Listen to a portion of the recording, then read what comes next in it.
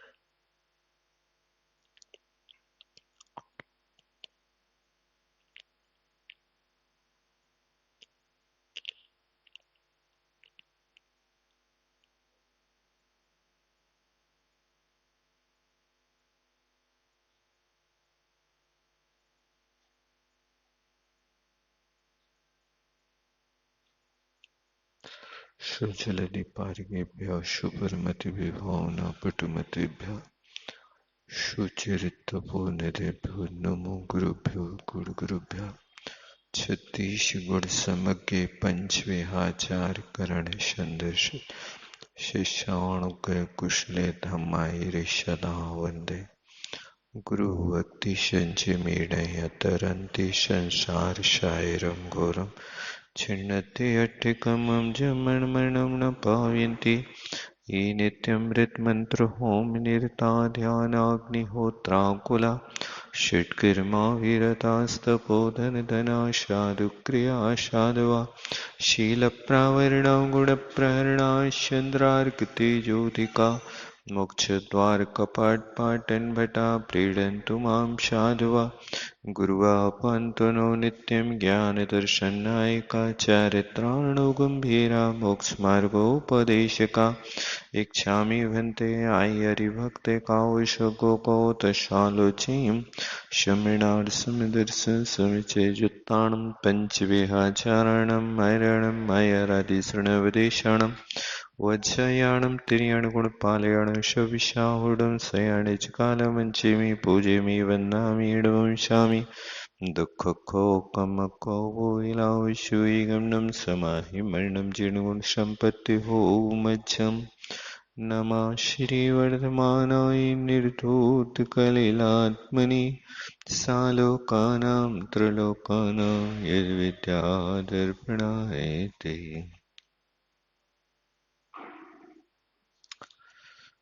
यहाँ पर आश्रय तत्व का वर्णन चल रहा है और आश्रय तत्व में मुख्यतः योग माना जाता है। काय वांग मनः कर्म योगा, लेकिन इनको अपन उत्तर वेदों की अपेक्षा देखते हैं तो आश्रव के 57 द्वार भी हुआ करता है। इन आश्रव के 57 द्वारों में मिथ्यात्व के माध्यम से भी आश्रव होता है। आप कहेंगे कि मिथ्यात्व से बंध होता है कि आश्रव होता है। वास्तव में देखा जाए तो आश्रव का कारण तो योग हुआ करता है, लेकिन जिस योग के साथ मिथ्यात्व परिणाम का मिश्रण होता है उस अपेक्षा से वहां पर योग को मुख्य न करके मिथ्यात्व को मुख्य कर दिया जाता है। इसलिए आचार्यों ने 5 प्रकार के मिथ्यात्व के माध्यम से भी आश्रव बनाया है और ये 5 प्रकार के मिथ्यात्व हैं। तो गृहीत मिथ्यात्व जीव के साथ अनादिकाल से लगा हुआ है, लेकिन गृहीत मिथ्यात्व की प्राप्ति व्यक्ति की संगति से होती है, उस स्वभाव से नहीं होता। सामने वाले व्यक्ति ने किस व्यक्ति की किस संप्रदाय की संगति की है, वो उस संप्रदाय का पोषक हो जाता है। यदि उसने एकांतवादियों का समागम पाया है तो उसके लिए ऐसा ही उपदेश मिलेगा। उस उपदेश के माध्यम से वो उस सिद्धांत को स्वीकार करके और अपनी श्रद्धा वैसी बना लेगा। यदि उसने विपरीत मिथ्यात्वियों की संगति की है तो फिर विपरीत भी एक मिथ्यात्व होता है। मिथ्यात्व का स्वभाव तो एक है ही अपने आप में विपर्य होना, लेकिन गृहीत मिथ्यात्व का भी एक भेद होता है, विपरीत मिथ्यात्व। यानी उसके सिद्धांत जो है वो विपरीत रूप से स्वीकार कर लेता है, इसका नाम विपरीत है। और एक ऐसे संगति वाला व्यक्ति होता है कि जो हमेशा संशय के झूले में झूलता रहता है। उसको कभी निर्णय नहीं हो पाता कि वस्तु स्वरूप कैसा है। कभी कभी इस बात का भी निर्णय नहीं कर पाता कि स्वर्ग और मोक्ष होते हैं भी कि नहीं भी होता है। किसने देखा हमारे ज्ञान का विषय नहीं है, क्योंकि उस सिद्धांत में सिर्फ परोक्ष ज्ञान को ही प्रत्यक्ष प्रमाण के रूप में स्वीकार कर लिया जाता। और उस परोक्ष प्रमाण को प्रत्यक्ष स्वीकार करते हैं तो उनका सोचना रहता है जो भी इंद्रियों से आपको दिखाई दे रहा है बस वो ही है, और इसके अलावा और कोई वस्तु अपने बीच में नहीं है। ऐसे जो जिन लोगों के अंदर इस संशय का परिणाम हो जाता है, वो संशय मिथ्या दृष्टि की कोटि में आ जाता है। और कई लोग वैनिक मिथ्यात्वियों की संगति में आते हैं। सब देव एक समान है, सब पूजा के योग्य हैं। ऐसा जो होता वो वैनिक मिथ्यात्व की कोटि में आता है। विनय किसकी करना, विनय के योग्य पात्र कौन है? तो आचार्य भगवंतों ने विनय के लिए लिखा कि ज्ञान दर्शन चारित्रोपचारा, ये विनय के स्थान है। ज्ञान दर्शन चारित्र और उपचार विनय के अंतर्गत ही विनय को लिया जाता। आप जिस किसी को भी वैनिक रूप में स्वीकार कर लो कि भी विनय के योग्य हैं, तो उपचार विनय होना अलग बात है। एक उपचार विनय का अर्थ होता है कि अपने व्यवहार कुशलता से कार्य करना। ये उपचार विनय कहें या व्यवहार विनय करें, लेकिन वास्तव में देखा जाए तो अपने विनय के पात्र तो वही हुआ करते हैं जो ज्ञान दर्शन और चारित्र से युक्त हुआ करते हैं। इसके अलावा तो समंतभद्र स्वामी ने कहा कि ज्ञान दर्शन चारित्र वालों को छोड़ करके कभी भय से, लोभ से, आशा से अन्यत्र विनय ना करे जो शुद्ध सम्यक दृष्टि है। भयास स्नेह लोहाच कुदेवागम लिंगे नाम प्रणाम विनियम चैव वो नैव कुर्यु शुद्ध दृष्टया। जो शुद्ध सम्यक दृष्टि होता है वो इन चीजों का परहेज कर लेता है। इस प्रकार से 5 मिथ्यात्वों के माध्यम से भी कर्म का आश्रय होता है। और 15 योग हैं। 3 प्रकार के योग हुआ करते हैं, मनोयोग, वचन योग और काय योग। इन तीनों योगों का विस्तार 15 योगों के रूप में हो जाता है। मनोयोग के 4 भेद डाल देते हैं। आपके अंतरंग का मन सत्य रूप है कि असत्य रूप है, उस तरह से आश्रव बंद की प्रक्रिया होती है। आप वचनों से भले ही सत्य बोल रहे हैं, लेकिन मन में यदि कहीं असत्यता बैठी हुई है, आप वो कार्य मन से करना चाहते हैं, तो फिर आपके लिए वो असत्य मनोयोग संबंधी आश्रव प्रारंभ हो जाएगा। ऐसे सत्य असत्य उभय अनुभव वचन योग और काय योग को ऐसे डालने से ये सारे के सारे आश्रव के कारण बनते हैं। और फिर इसके बाद में काय योग होता है। तो काय की प्रवृत्ति कैसी हो रही है आपकी? काय एक जो सज्जन सभ्य और साधक पुरुष हुआ करता है, उसका हाथ भी हिलेगा तो संयमित रूप से हिलेगा, कदम भी रखेगा तो बहुत सावधानी से प्रशस्तता पूर्वक देख कर चलना, ये उसका व्यवहार होगा। लोग कदम रखते हैं फिर देखते हैं, लेकिन जैन सिद्धांत कहता पहले देखो फिर कदम रखो। ऐसा जो व्यक्ति करता है उसी का नाम एरिया समिति के अंतर्गत आ जाता है। ऐसे सात प्रकार के काय योग होते हैं। ऐसे कुल मिला करके 15 प्रकार के योग हुआ करते हैं। 5 मिथ्यात, 15 योग और अविरति है 12 प्रकार की। अविरति का अर्थ होता है कि व्रत रूप परिणाम नहीं होना। जिस व्यक्ति के तीव्र अनंतानुबंधी और अप्रत्याख्यानावरण कर्म का उदय होता है, वो व्यक्ति अपने जीवन में एक छोटे से व्रत को लेने में समर्थ नहीं हो पाएगा।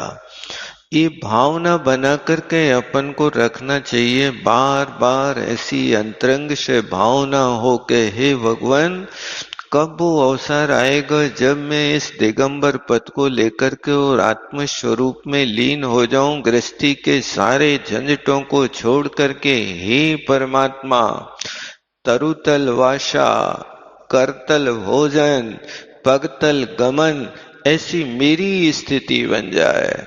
मैं कब ऐसा अवसर पाऊंगा कि जब मेरा एकांत वास हो, तरुतल वास हो।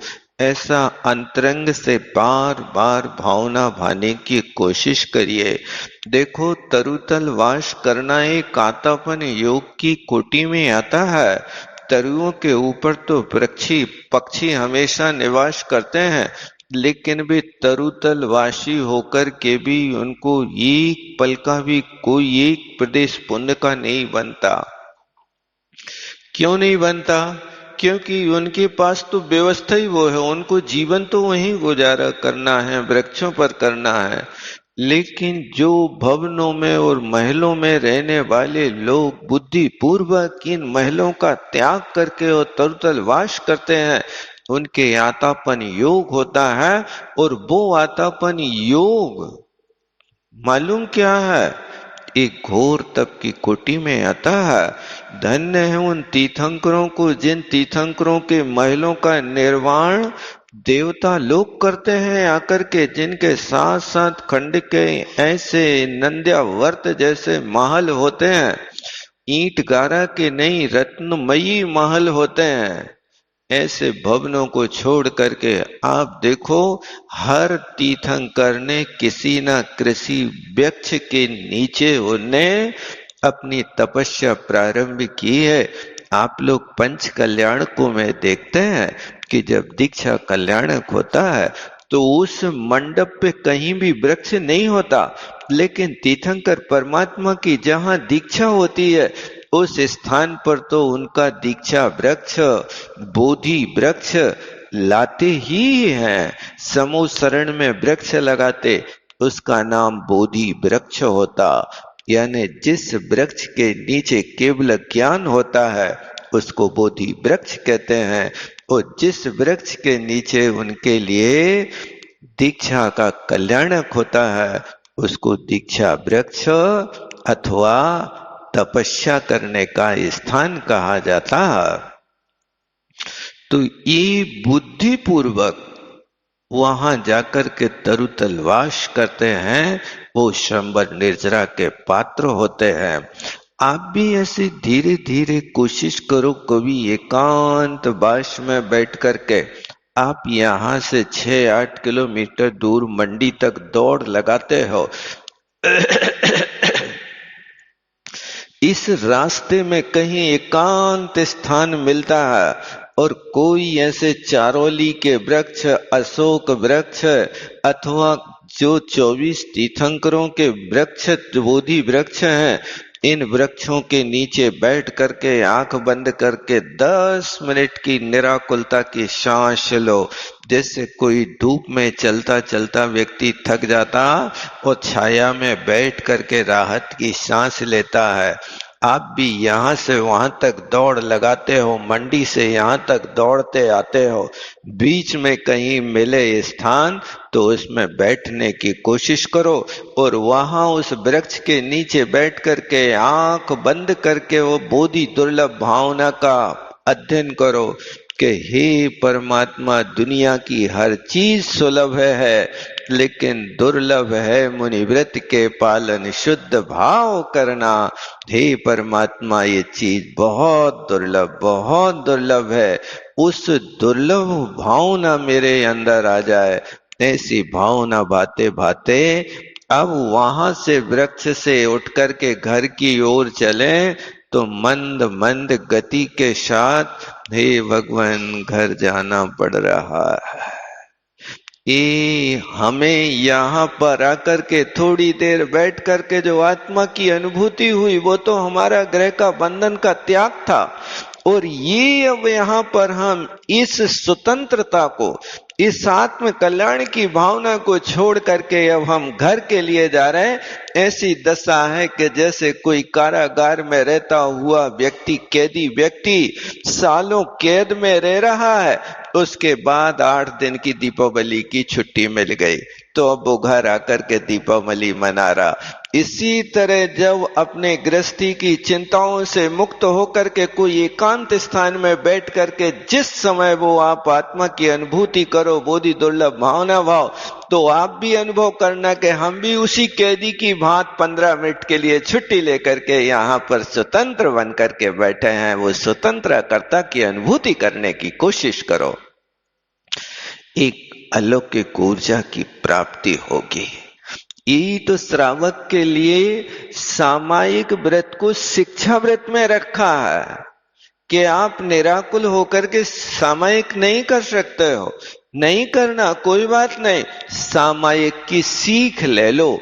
हर चीज के लिए अभ्यास करना पड़ता है। आपको व्यापार करना है तो व्यापार करने के पहले व्यापार की सारी स्थितियां सीखते हो, सारी कलाएं सीखते हो, फार्मूला सीखते हो कि कैसे व्यापार करें। हम पढ़ाई करते हो सालों नहीं करते, आपको वहां जाकर के उस चीज को सीखना पड़ता है। इसी तरह यहाँ पर आपके लिए भी थोड़ा थोड़ा मोक्ष मार्ग के लिए अभ्यास करने की आदत डालना चाहिए, क्योंकि बिना अभ्यास के कोई भी कार्य की सफलता नहीं होती है।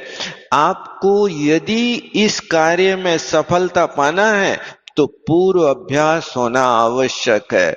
देखो, जैसे कोई व्यक्ति नाटक करता है और वो 10 मिनट की प्रस्तुति उसको रंग मंच पर देना है, तो 10 मिनट की प्रस्तुति देने के लिए वो नाटक करने वाला पात्र कितने दिन पूर्व से रिहर्सल करता है, बताओ आप। कभी देखा आप लोगों ने नाटक किया कि नहीं किया? नाटक नहीं किया हो तो कोई बात नहीं, लेकिन नाटक करने वालों को देख लेना कि किस तरह से वो अभ्यास करते हैं, और महीनों महीनों अभ्यास करते हैं। एक 10 मिनट की प्रस्तुति देने के लिए वो इतना लंबा काल तक अभ्यास करते हैं, और फिर उसके बाद जब आज रंग महल पर, रंग मंच पर आना है, उस रंग मंच पर आकर के वो पूर्ण तरह से सफल हो जाए, इसकी कोई गारंटी नहीं होती है। उसके लिए भी वो हो सकता फेल हो जाए। जैसा प्रस्तुति देना थी वैसी प्रस्तुति नहीं दे पाया, क्योंकि अभी तक तो हम रिहर्सल करते थे। कहां पर? 10-5 लोगों के बीच में, कमरे में बंद होकर के। आज तो हम वहां पर अपनी प्रस्तुति दे रहे, जहां 10,000 जनता बैठी है, आजू बाजू में गायन बादन वाले बैठे हैं और पर्दा के पीछे तुम्हारा सूत्रधार डंडा लिए खड़ा है। यदि तुमने एक भी शब्द इधर से उधर किया तो तुम्हारे पैरों में डंडा मारेगा वो। ये सिखाया जाता है। इसी तरह अब वो व्यक्ति जैसे अभ्यास करता तो आपको तो अनादिकालीन इस संसार के रंग मंच से हट करके अब मोक्ष मार्ग के रंग मंच पे आपको प्रस्तुति देना है, तो उसके लिए कछु अभ्यास नहीं करना पड़ेगा। ऐसे ही आप तो कह रहे हैं अरे हमारी तो वो स्थिति होगी कि जैसे भरत की हुई थी कि तनी खोलते केवल ज्ञान हो गया, ऐसे ही हम भी लंगोटी खोलें और केवल ज्ञानी बन जाए, देवता लोग केवल ज्ञान मनावे आ जाए हैं। विश्वास है तुम्हें ऐसा? आ जाएंगे तुम्हारे लाने। एक आसन तो कर नहीं पा रहे बेटा, रात में तो भोजन नहीं कर पा रहे हो, वहां रात में भोजन के लाने तो 17 बहाने बना रहे। 10 बजे तक की छूट दे दो, 9 बजे तक की छूट दे दो, दवाई की छूट दे दो, पानी की दे दो, दूध की दे दो, फलाने की दे दो। ये कर रहे हो और तुम यहाँ लंगोटी खोलते केवल ज्ञान के सपने देख रहे। अरे बोले काल लब्धि आएगी तब पक जाएगी। ये भूल मत करना, अभ्यास की जरूरत है। जो खूब अभ्यास करते हैं, हृदय से करते हैं, एकांत में वो ही काम करते रहते हैं, इसलिए बेसफल होते हैं। आचार्य महाराज पूज्यपाद स्वामी कहते हैं कि देखो मोक्ष मार्ग का अभ्यास करना तो तुम पागल हो जाओ। तत्ब्रूयात् तत्प्राण प्रच्छेद तदिच्छेद तत्परो भवेत्। ये 4 नियम अपना लो कि ये ही करना है। तुम्हें मोक्ष मार्ग में बढ़ना है तो तुम घर में ऐसे पागल हो जाओ, बात करो तो आध्यात्मिक ही करो। तद्ब्रूयात्, वो ही बात करो और कुछ नहीं करो। पत्नी कहे भोजन कर लो, भोजन करने बैठ गए और भोजन करने बैठ गए तो अपने धीरे धीरे भोजन कर रहे हैं। पत्नी कहे काय रुचि नहीं है क्या, ऐसे थोड़ो थोड़ो काहे खा रहे? तो तुम कहना कि देखो जब हवन करते हैं ना, तो हवन करते समय हवन में आहुति डालते हैं तो मुट्ठी भर भर डालते कि चुटकी से डालते? बताओ कैसे डालते हैं? थोड़ी थोड़ी अग्नि में आहुति डालते जाते और वो आहुति डालते डालते घंटों अपनो काम कर लेते और मुट्ठी भर साकल्य में तुम पूरा हवन कर लेते हो। कौन सी 2-4 किलो साकल्य बना के रखते बताओ? मुट्ठी भर मिलती ना, और मुट्ठी भर साकल्य डालते कितनी हो उसमें? अग्नि में डालना तो एक चुटकी में रख ली और तनक तनक खिसकाते गए। ऐसे एक बार लेते हैं और 5-7 बार सोहा सोहा सोहा बोलते जाते, करते ना? बस ऐसे ही उत्तर देना कि हम भी ये शरीर रूपी यज्ञ में हवन करने बैठे हैं तो भोजन की आहुति दे रहे हैं, और भोजन की आहुति भी हम ऐसे ही थोड़ी थोड़ी दे रहे हैं, तुम चिंता ना करो। यानी भोजन को भी हवन की आहुति की तरह देना सीख जाओ, तुम्हारा काम चालू हो जाएगा कि तुम मोक्ष मार्ग के अभ्यासी हो गए। लेकिन ये आहुति वो ही दे सकता है जिस व्यक्ति के अंदर से संसार शरीर भोगों से विरक्ति है, और जिसके अंदर ये विरक्ति नहीं है वो तो दुनिया भर की चीजें पहले थाली में भरवाता है, रखो पहले हमारे सामने फिर बाद में शुरू करें, तुम भूल गए तो का कर हैं फिर हम। हमारा नियम तो एक ही बार खाने को है, एक ही बार परसवाने का है, तो अब वो एक बार को परसों तो खाता है, लेकिन एक बार को परसों खाएगा तो पहले सारी चीजों पे निगरानी डाल देगा। बरोबर है? 50 ग्राम नमक रखो कि नहीं रखो बताओ? देखो कितना चाहिए बढ़ता है, इतना तो चाहिए ना एक बार के भोजन में। 200 ग्राम भूरा रखो कि नहीं रखो?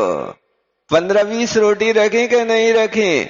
इस सब चीजों को पढ़ेगा पहले अच्छे से, और उसके बाद कहेगा कि बस हमारा कोटा होगा। अब कुछ जरूरत नहीं है, जाओ तुम्हें जाने तो चले जाओ, चाहे चौका से बाहर चले जाओ, चाहे मंदिर चले जाओ, चाहे जोहन्नम में चले जाओ, कहीं चले जाओ, हमें कोई।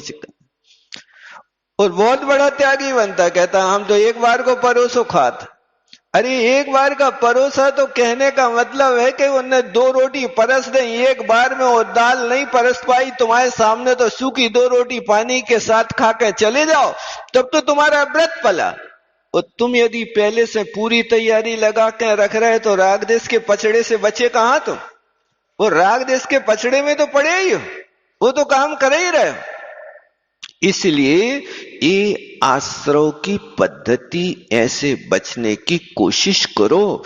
ये योग 15 अविरति जो होती है, 12 प्रकार की अविरति होती है, जिसके अंदर व्रत का परिणाम होता है, वो व्यक्ति पूरे जीवन भर संयम किया हो, उसको थोड़ा सा संकेत मिले और वो तो बस हाथ जोड़े खड़ा है, तुम बताओ क्या कहने क्या करने हमें, हम सब करने को तैयार है, जैसी